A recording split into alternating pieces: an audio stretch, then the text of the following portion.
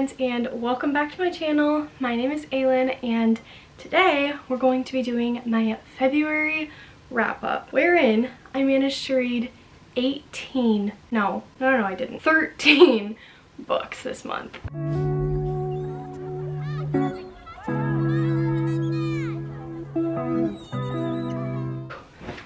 This video might be filmed in 2 parts because I'm filming this before work. I have to be to work in 45 minutes.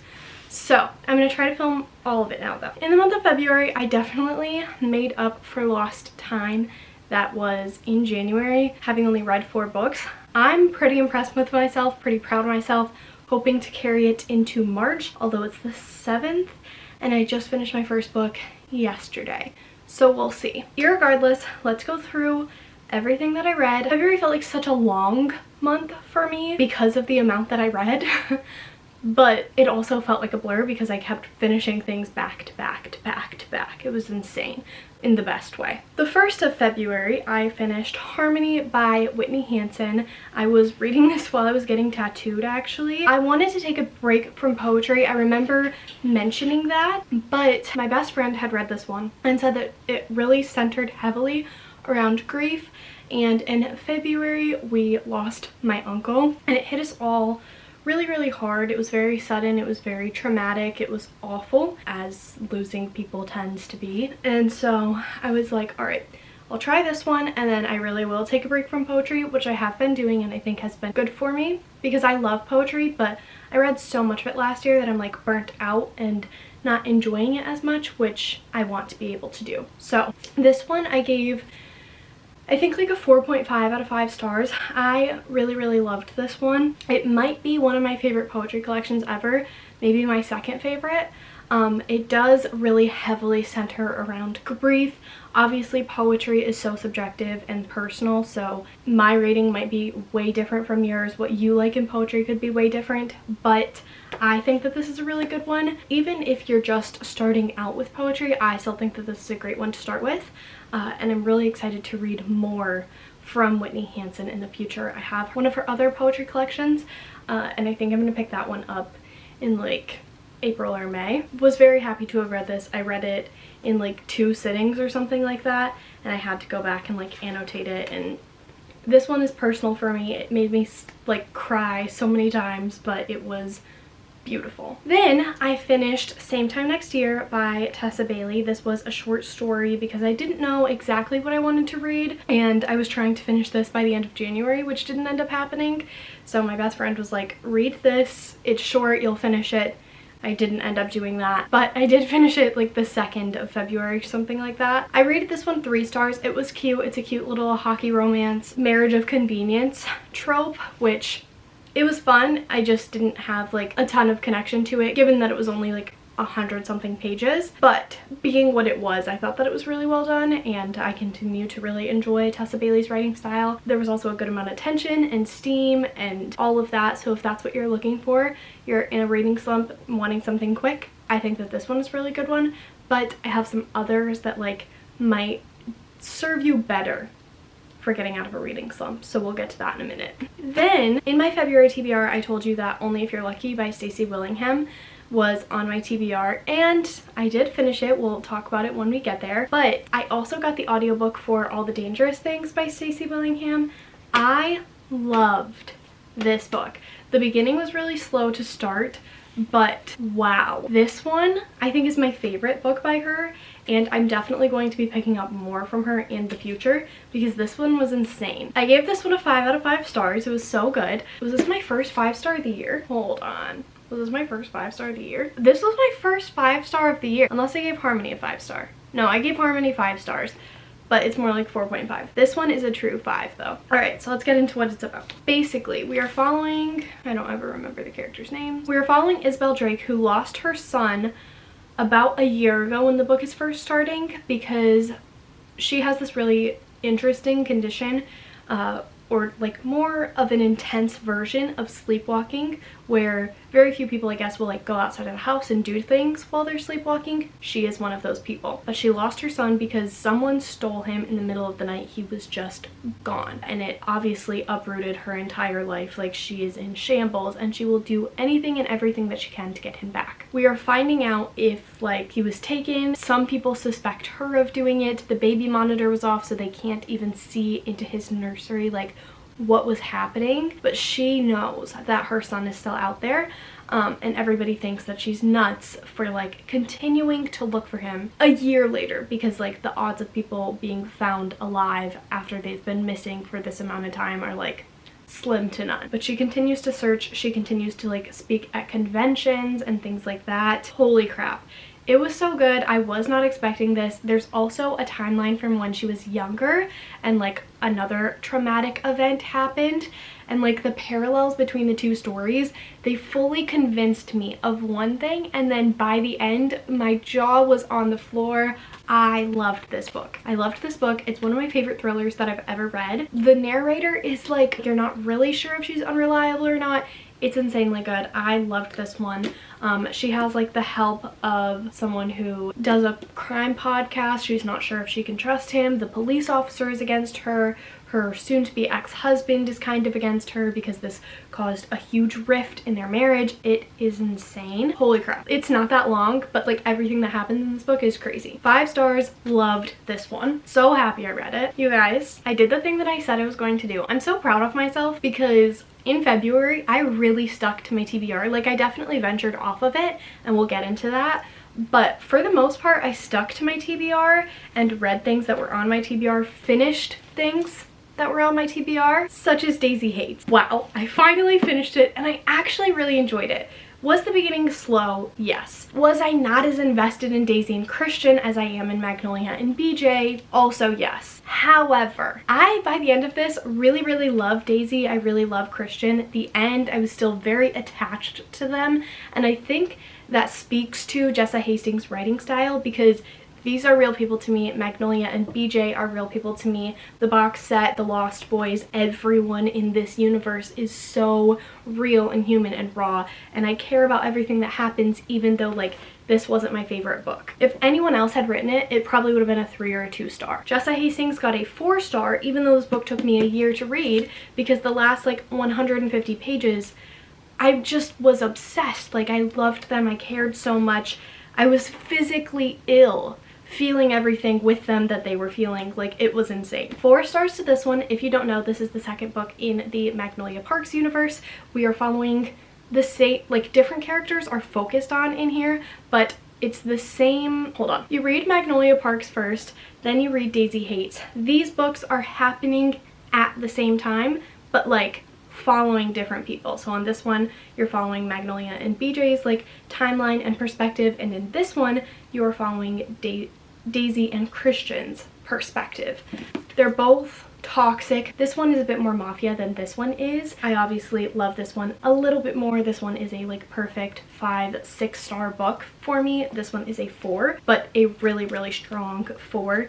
And by the end, I really care about Christian and Daisy a lot, and I cannot wait to get into The Great Undoing, which I wasn't sure was going to be the case by the time I finished this one. So happy that I read this one. So proud of myself for finishing it, because then I got to go into The Long Way Home, still reading that one, still loving it. But yeah, like Jessa Hastings, I think when I reread this, because they will be books that I reread, I will definitely enjoy my time with this one much more, and I'm really looking forward to it. And I'm also looking forward to The Great Undoing. Like, by the end of this, I really do love Daisy. There wasn't a reason to dislike her. I think it's just because she wasn't Magnolia, if that makes sense. But I still love her. 4 stars. I finally finished it. I'm so proud of myself. Who thought we would see the day? Not me. Then I was on a mini novella ebook kick because Amazon launched the Improbable Meet Cute novella series, and so I read through all of them except the last one. The first one is called The Exception to the Rule. This is by Christina Lauren. I gave this one 5 stars. I read it so quickly. It's literally 100 pages, but half of it is told in email format. This one had me kicking my feet, giddy, giggling, smiling, all of the things. I was obsessed with this one. So very happy that I read this one. This was a 5-star, even though it was a novella. Like, I was convinced. I loved their romance. I thought it was so cute. All of the history build up, like everything. I'm not going to give synopses for these because this one is 100 pages. Like, I went in completely blind, and like, they're so fun that way. So not going to be giving synopses. They're super short. So if you have the time to read them, I would recommend. And they all take place like on Valentine's Day, which I also thought was really cute. Or around Valentine's Day, and Valentine's Day is incorporated in the book in some way. Then I read my first ever Abby Jimenez because she wrote for this little series, Worst Wingman Ever. I also gave this 5 stars. This one deals with grief and it made me cry. That was insane. And it makes me really, really excited to read an Abby Jimenez. That will be happening very, very soon, and I'm like overjoyed. Then took a break. Well, I was listening to Only If You're Lucky as soon as I finished All the Dangerous Things by Stacey Willingham, but it took me quite a while to read.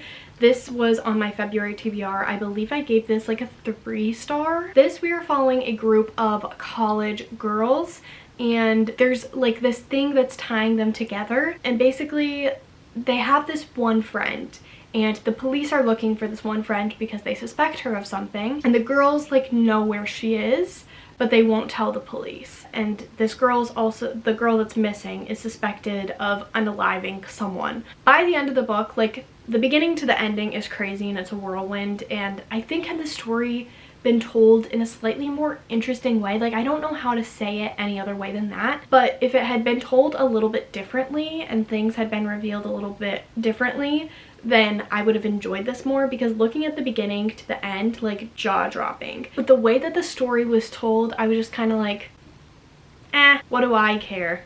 Like, as I was telling my boyfriend everything that was happening while I was reading it, he was kind of like, oh my god, that's crazy. And I was like, it is crazy, but the way that it's told, like, it doesn't feel that crazy to me. I don't know. It was fine. It was just very different, and I like that her other 2 books kind of take topics that are a little bit harder, a little bit heavier. They're emotionally impactful. This one didn't really feel that way. It was just kind of like a group of semi-annoying college girls that I didn't really care about. So I gave this one 3 stars. Not bad, but definitely not something like I'm going to reread or probably purchase a physical copy of. And definitely my least favorite of her books, but that doesn't deter me from reading future books from her. Because it wasn't bad, it was just kind of mid. Then I went back to my little Valentine's Day novella series. So I read Rosie and the Dreamboat by Sally Thorne. This was my first Sally Thorne, if you can believe it. I gave this one 3 stars. It was fine. I just wasn't as attached. It felt very like melodramatic, and I don't know. I just like the female main character felt very, oh, woe is me type of thing. And I get that people can like be down on their luck, but just the way that it was told, I was like, you're almost like 30. Like, the ending was really cute and it like made me feel warm inside, but I don't think I'm gonna pick anything up from Sally Thorne. I know that The Hating Game is like a crazy rom-com classic, so maybe you guys can convince me to read that one, but otherwise I think I'm good. Then this next one was so cheesy but so cute. It was With Any Luck by Ashley Poston. Also my first Ashley Poston, so I cannot wait to read The 7-Year Slip because I gave this one 5 stars. It was so cheesy, but it was so good. I loved this one. Like, it's one that I think about often, honestly. So yeah, I won't like give too much away, but basically, I guess I'll give you the synopsis for this one. I don't know why, but I will. This girl, her guy best friend, is getting married to this guy's girl best friend, if that makes sense. So it's a guy and a girl, they're best friends. It's another guy and a girl, they're best friends, and the guy here and the girl here are getting married, and the best friends are sad that like they're not going to have their best friends around as much anymore because they're going to be with their spouse. And the groom is like freaking out the day before the wedding, and at his bachelorette party the day before the wedding, they cannot find him on the day of the wedding. And so the 2 best friends are like trying to find him so that he can show up for his wedding. And they're like retracing her steps because she's hungover, she doesn't really remember, which was kind of like a cop-out cheesy thing, but also it's like a 60-page novella, so I didn't super care. Loved it. fully believed it by the end. It was incredible. Then I read another Jasmine Guillory. Reminded me how much I love Jasmine Guillory. I gave this one 4 stars. It's drop cover and hold on. This one takes place during an earthquake in a bakery in California, and it's like hate to love kind of trope. This one was cute. I gave it a 4 stars, like I said. Reminds me how much I love Jasmine Guillory, and I need to pick up the 2 books by her that I haven't read yet. Not my favorite in the series, didn't have me swooning quite as much, but this one got spicy at the end, and whew, she knows how to write a spicy scene. So then it was like pretty well past Valentine's Day, and I was like, all right, I don't think I'm gonna read the last one. Plus I saw like mixed reviews, but if you guys say it's good, I will pick it up. So let me know down in the comments below if you've read them. Then I ordered Magnolia Parks Into the Dark from the UK, and I was like, well, there's another book that I've been meaning to order from the UK because I have the same editions for the rest of the series, so I may as well order it now, and that is Heartstopper Volume 5. I initially, upon reading it, rated it 4 stars, I believe, but it really is a 5-star. This whole series is like a 5-star. I love Nick and Charlie. I cannot wait for their finale coming out this fall. I'm also very nervous for it. I just love how they work things out, how wholesome they are together, how in love and how much effort they put in. They are 2 boys in high school, but their love story is so real and you cannot convince me otherwise. Like, they believe in it, I believe in it, I think everyone pretty much believes in it at this point. This was so good. I gave it 5 stars. They are dealing with like a lot of coming of age things in this book, which I also thought was like super real and authentic and very sweet. So very happy that I read this one. I need to change my rating to a 5-star, but this is like one of my favorite comfort series of all time because it's just, they're such cinnamon rolls and I love them. Then again, sticking to my TBR, I'm a Changed Woman, Mislead in Parts Half Known by Shauna Maguire. Athena wants to come in and say hi, so I guess we'll let her. Oh, everybody. Hi. Hi. Hi. Athena, you're the one who knocked. It's a revolving door of dogs around here. So if you hear their tip-tapping, sorry. Mislead in Parts Half Known by Shauna Maguire. This one wasn't my favorite, and upon finishing it, I gave it 3.5 out of 5 stars. However, I think if I read the series through and like recognized all of the Easter eggs and paid a little bit more attention to like characters and their backstories and everything like that, I would have liked this one significantly more because this is a series, but sometimes they feel like standalones almost when like you're going to a separate world.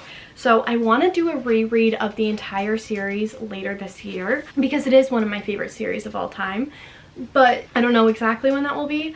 This one, we are going on a quest. We go to like a dinosaur land, which was super cool, and we're revisiting a lot of old characters, tying some things up, which I really appreciated because sometimes this series can feel like it's kind of meandering, which I do like because we get to spend more times in really unique and creative worlds that Shauna Maguire has spent so much time crafting, and I think that's incredible.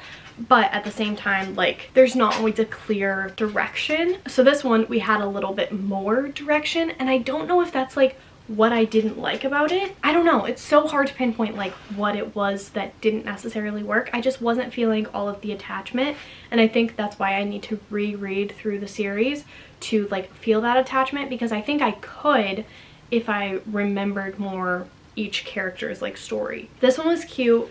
I don't want to say cute because they're all pretty dark. It had some heavy hitting moments in there for sure, as they all do, but it was still a really good installment in the series. I'm glad that I read it, and it might be the final like straw to make me go back and reread through the series.